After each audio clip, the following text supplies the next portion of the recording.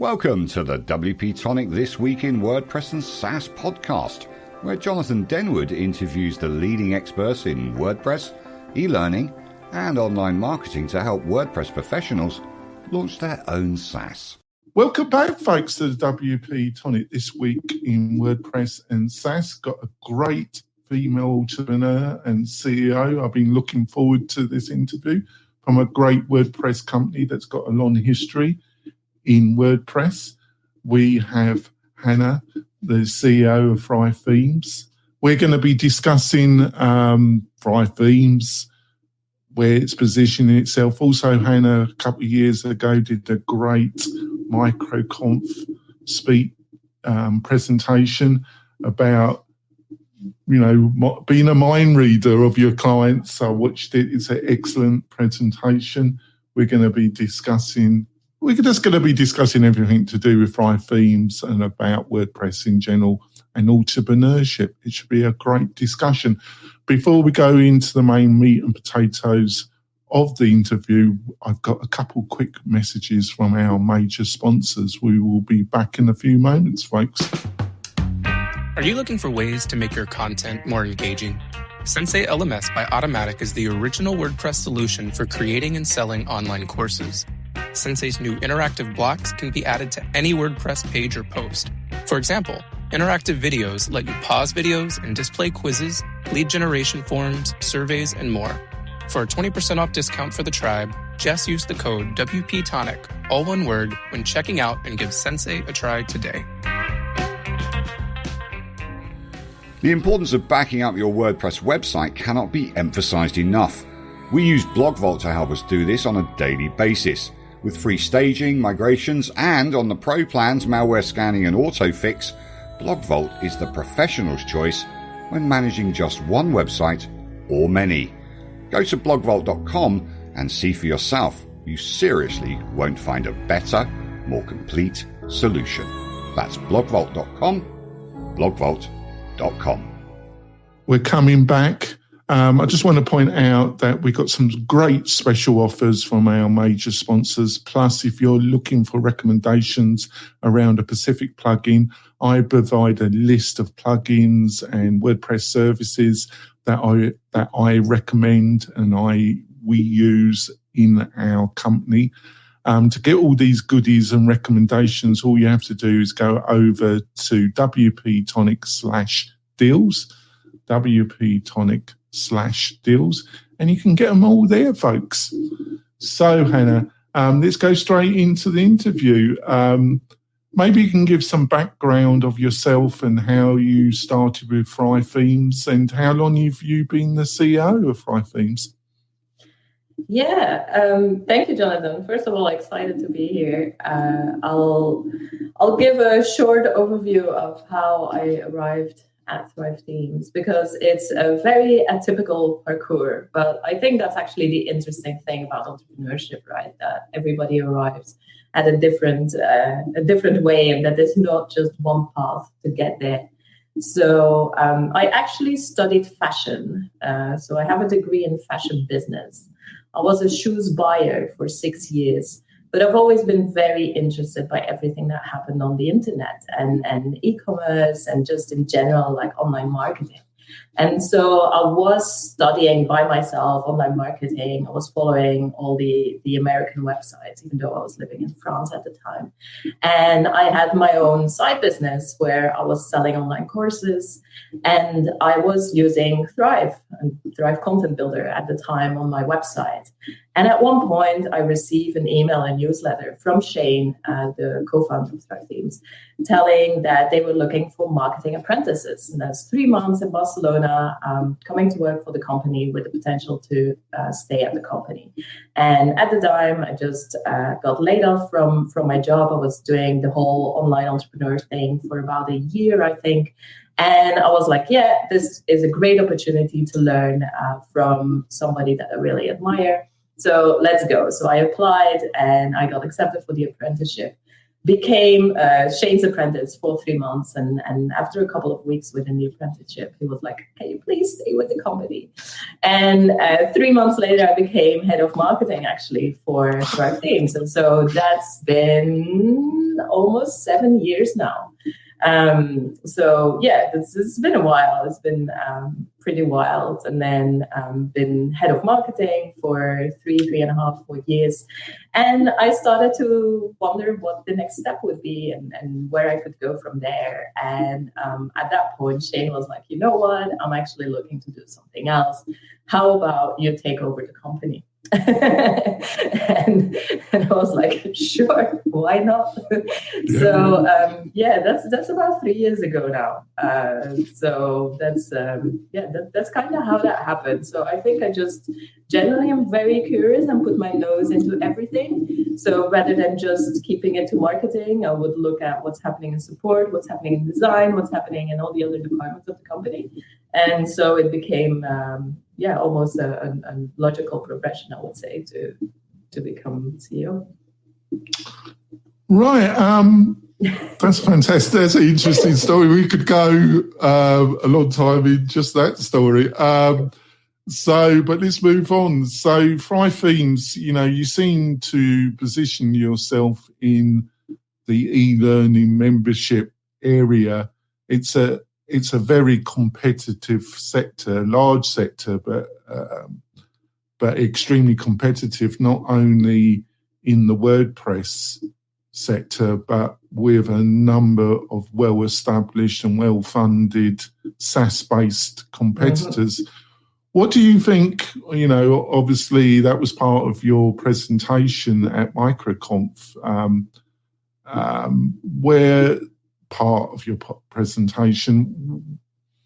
what do you think Fry Themes brings to the table for the entrepreneur that wants to build a business in the membership e-learning space? They're looking at a number of different solutions, mm-hmm. So what do you think Fry Themes really provides that maybe some of the other competitors don't? Only a slightly difficult question, Hanne. Slightly difficult. I'm happy you sent the questions up front, so I had a minute to think about this. Yeah, I'm not that cruel, am I? I don't. No, it's actually. It's totally right. It is a very crowded space, and it seems to be becoming more crowded every day of the week, right? And the truth is that we actually had a first version of what now is Thrive Apprentice, the plugin. We had a very first version as a feature in one of our themes. So that's from years and years ago, where we saw already the opportunity for entrepreneurs to easily create an online course, rather than just having to create separate blog posts and then link blog posts together and that kind of stuff. And then at one point within the company, we actually wanted to have our own university. And it's actually called Thrive University now, where we grouped all the different courses that we had and all the different opt-in offers and so on. We wanted to make one offer for our customers. And so we started developing Thrive Apprentice as actually an internal tool that we needed for our own company as a marketing asset. So it really was with the idea of offering a very easy way for people to use online courses as free lead magnets. So that is really how Thrive Apprentice started. And then the more we went into that, the more we saw an opportunity to also offer a completely visual editable environment for online courses, because Thrive Architects, our flagship product, Thrive Theme Builder, our visual editable theme builder, that technology allows to create a completely visual editable school. And so have it so that it really fits your brand and so that it becomes this experience for the customer where they don't feel lost. So I think that was one of the biggest opportunities with what's happening in the SaaS space, is that a lot of people, they have their WordPress website and then they send people off to Teachable or they send people off to another SaaS platform. And it's just that disconnect. It's not your branding. It's not your, it just feels a bit weird. And so that's already the first thing, right? Why we love WordPress and why we love having an e-learning on WordPress. And then on top of that, adding the flexibility of our visual editing to it really allows to make the whole experience conversion focused.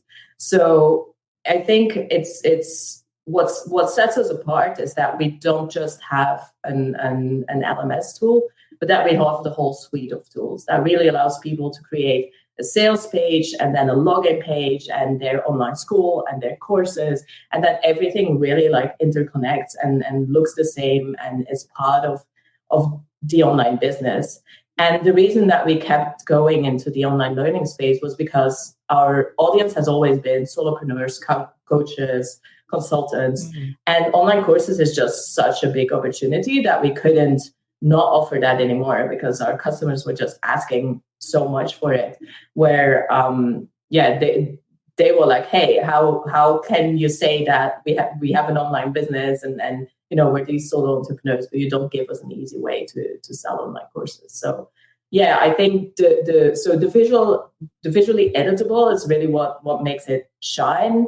The flexibility. So yeah, we have like a drip schedule that allows for cohort courses and every possible version of drip that you can imagine, so that people really can adapt it exactly the way they want to. So it can look the way they want it and it can fit their business.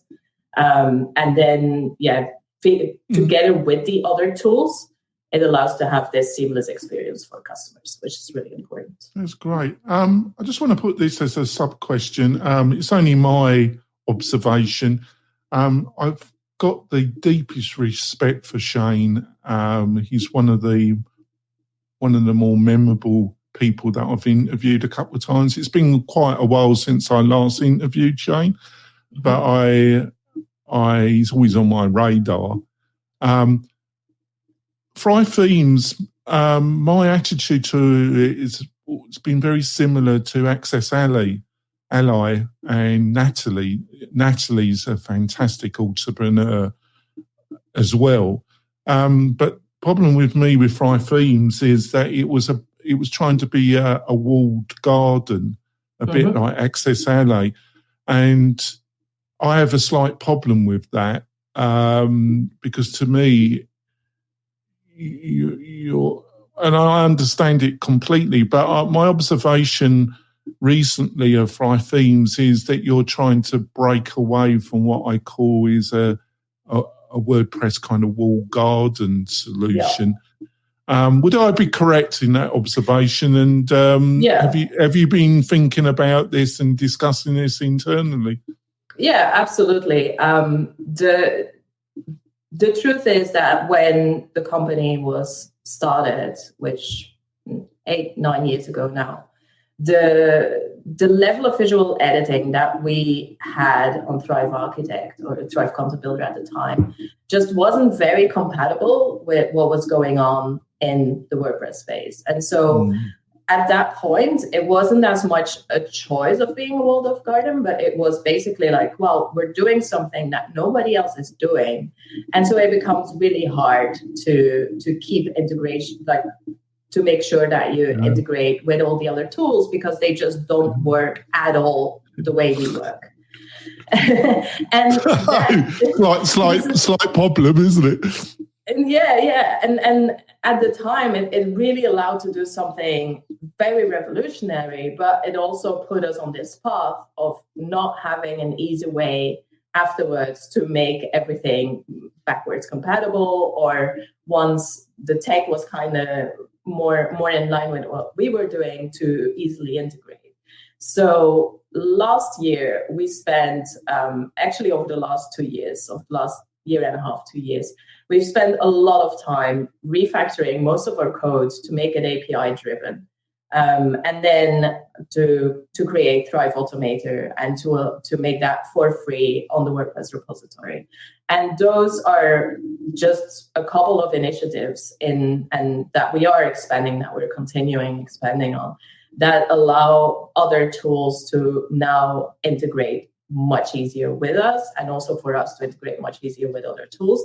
But so to make it way more of this two-way communication system, because like we do realize like you can't be everything to everyone, and it's like we want to play nice with the other tools in the WordPress space, and so that's where we've spent actually most of 2022 on this effort of making everything API driven, of making sure that people can now hook in with us, and if they tell us how to do it, we can hook in with them, and we will continue these efforts. So for, like I said, with Thrive Automator, it really makes it now much easier to be like, okay, if something happens in Thrive Apprentice, then do this in another plugin. Or if something happens in another plugin, then do this, add people to my online courses, and like that kind of stuff.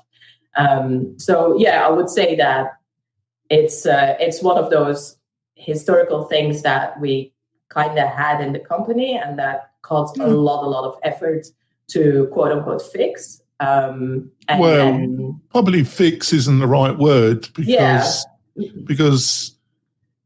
it just, things change. It's technology, isn't it? It moves on, doesn't it?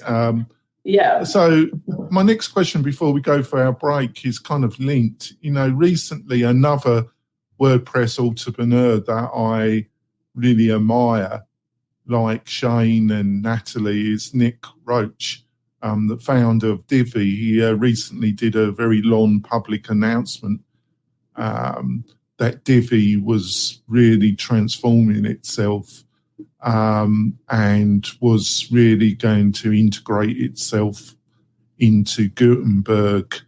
And seems to me what they're suggesting is going to be a Gutenberg library, but with the Divi interface, with extra functionality designed to its community, which Nick and know so well.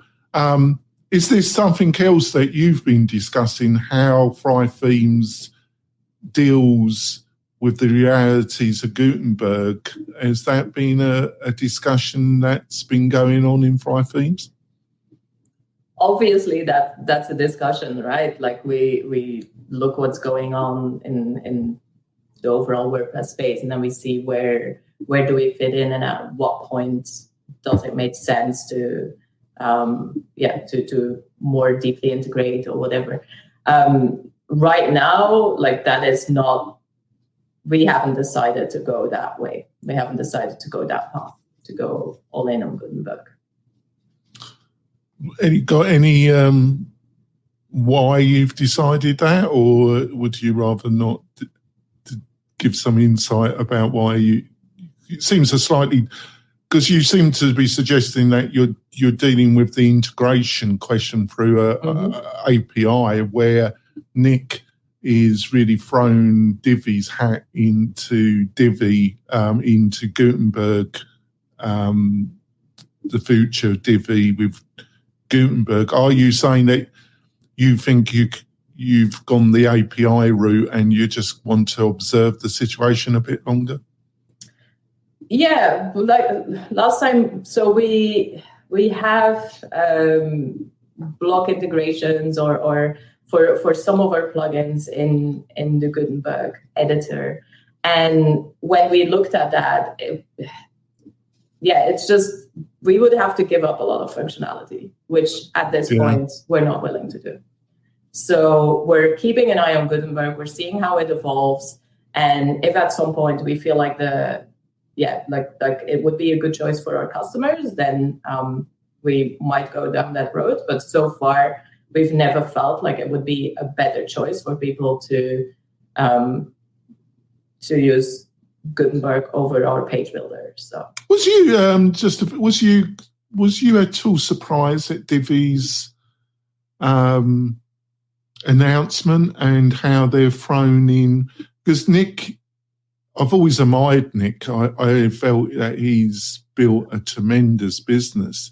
I wasn't totally surprised because I think either you go the Elementor route, which is the £100 gorilla, fantastic team, but they have decided to go their own quasi SaaS platform solution route, or you seem to have to decide to go what Nick has done with Divi, where you seem to be suggesting that you're just waiting it out to some extent.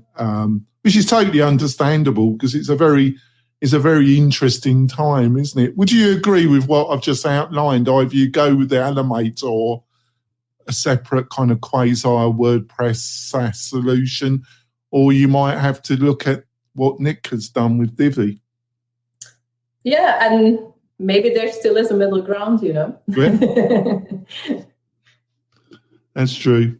All right, we're going to go for our mid-break. It's been a fascinating discussion. We will be back in a few moments, folks. Hey, it's Spence from launchflows.com. If you've been looking for a fast and easy way to create powerful sales funnels on WordPress, then look no further than LaunchFlows. In just minutes, you can easily create instant registration, upsells, downsells, order bumps, one-click checkouts, one-time offers, custom thank you pages, and best of all, no coding is required. For as little as $50 per year, you can own and control your entire sales funnel machine with LaunchFlows. Get your copy today.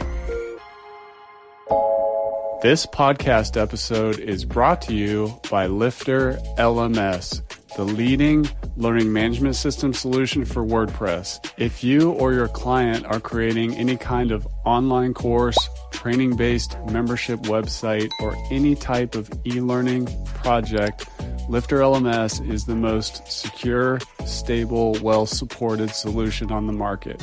Go to lifterlms.com and save 20% at checkout with coupon code podcast20. That's podcast20. Enjoy the rest of your show.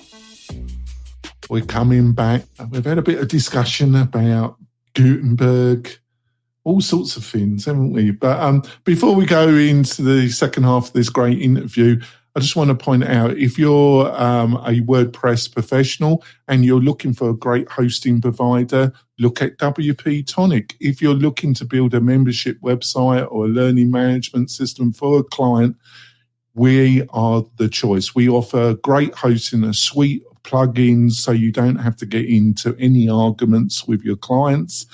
We also provide a fantastic affiliate package where you get over 40% of the first year hosting bought by your client through WP-Tonic. To get that, go to WP-Tonic affiliates and sign up and become an affiliate of WP-Tonic. It's a great package. So let's go in. So what's it like, Shane? He's one of the most interesting founders I've interviewed. Really sharp. I'm not being patronising here. He's a really sharp cookie, and he's an interesting dude in general. I'd imagine it's been quite a ride working for Thrive Themes. Got one or two interesting stories that will shine the light on what it's like to work with Shane. Yeah, that is an interesting one. It's so first, like I'm so happy that I got to learn from Shane and work with him directly and very closely, because I learned so much from him, especially on video marketing, but also on just his general mindset. I think it's tremendous, and even today, he's a dear friend, and we meet up regularly. Even though he's not in the company anymore, but it's always interesting to hear what he's up to. I think one of the first stories would probably be one of the first times that I saw Shane, which was when he came pick us up at the airport in Barcelona for that apprenticeship. And I remember that he was wearing shorts and these bare feet shoes. And he looked like a boy. I was like, oh, he's way younger than I thought he was, and way less, on the videos he can be very serious, and he usually wears his blue shirt and whatever. In real life, he's not like that. And so I was like, oh, okay, this is interesting to see the on-screen personality and then in real life.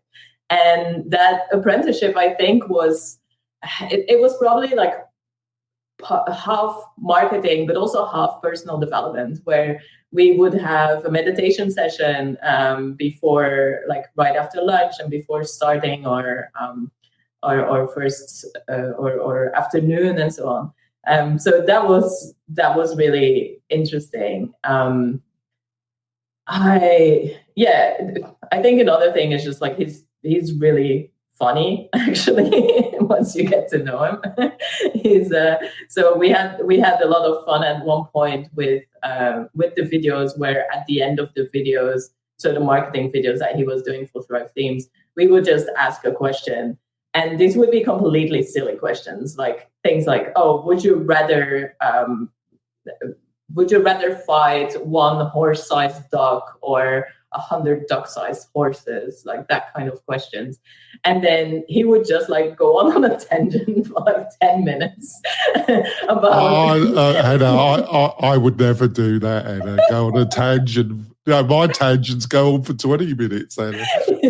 but like this very structured thoughts of why he would rather combat one horse-sized duck and be like super serious about it. And yeah, that's just Shane. Like he thinks about everything very, very deeply and also very organized. And that's probably one of the best things that I learned from him, and that many people learned from him, because he had talks about this and so on. It's like this clear thinking and really structuring your thoughts, which makes for really good educational videos, because you're not rambling on. It's just like one thought, another thought, another thought, and everything is boxed in and everything is finished. So yeah. Well, maybe I should get some coaching from him, because my second name is Rambling. So there we go. I think I've got a bit better in these interviews, over 600 of them. So there we go. So just kind of follow-up question, is there anything that comes to mind where you saw Shane dealing with a real mess, a real problem that came up that had to be urgently dealt with? And what did you learn about observing him in crisis mode, dealing with something? Does anything come to mind? I mean, there's always, like, when you manage people, there's always drama. There's always drama. Going on. There's always, and I think if there's one thing that I really like picked up from him, it's that to not be emotional in both ways. So, for example, in any management discussion with Shane, like we would say, like, what's one thing you're good at, one thing you're bad at, what's one thing I'm good at, one thing I can improve upon. And so it was really this very non-judgmental feedback that would give each other. And so in any crisis situation, that's also how Shane would react. So, for example, at one point, this was years ago, we had like a price increase, and then what often happens is you have your price increase, you sell to everyone who's on the fence of buying, and then you have a drop in sales. And so after a couple of days of drop in sales, he was like, okay, so what happens? Like, what are we going to do if this doesn't pick back up? And then we were just like very analytical. So it wasn't like, oh my God, no, I'm not going to be able to pay salaries, blah, blah, blah. It was just very much like, okay, this is what happened. This is where we are now.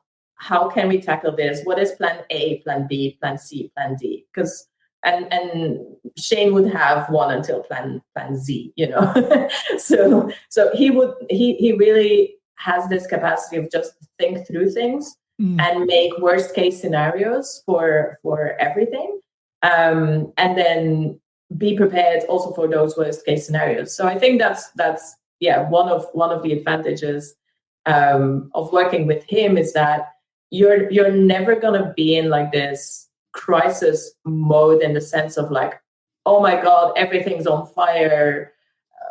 What the heck is going on, right? It's more gonna be like, hey, this is where we're at. This is not good. How are we gonna solve this? And so that's like his approach to things. Yeah, your observation is, you obviously know him a lot better than me. I've only interviewed him a couple of times, but that kind of analytical side of him, it was very clear to me. I'm a mixture. I'm an instinctive individual, but I have the capacity to also be analytical when I want to be, but not to the extent probably of him.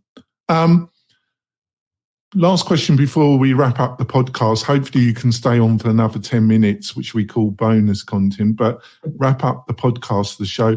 I don't know if you watch English television and you ever watch Doctor Who. So if you had your...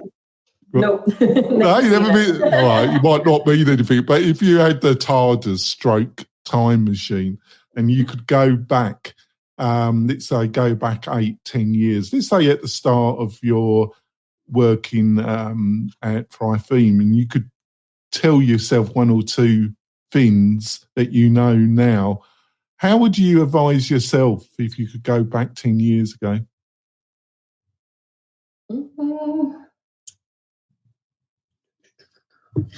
It's a good one. I'd probably tell myself to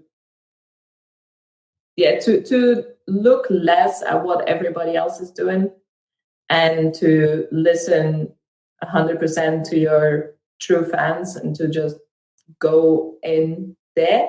Because I think it is very easy to look at what's happening around and then get envious, especially with venture-backed capital and that kind of stuff, where you're just like, oh, I really wish, we could do this or that. So I think the idea of just staying focused rather than looking too much to what's going on around is probably, one thing that I would advise. Yeah, it's a great reflection.